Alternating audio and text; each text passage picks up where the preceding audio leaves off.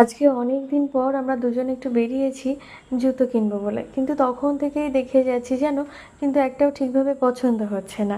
আসলে জুতো বা জামা যাই হোক না কেন, আমার পছন্দ করতে না একটু বেশিই সময় লাগে। অবশ্যই সেই দুটো জুতো আমার ভীষণ পছন্দ হয়েছে, আমার বোন নিজে একটা জুতো পছন্দ করেছে।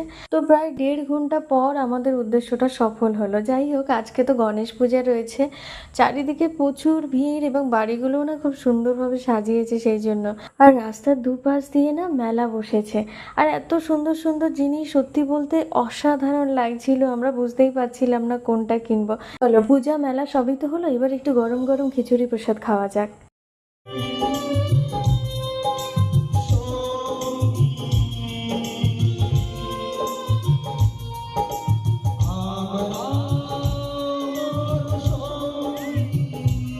চলো, সবাই ভালো থেকো, সুস্থ থেকো, আর সবাইকে ভালো রেখো। আজকে তাহলে আসি, দেখা হচ্ছে কাল।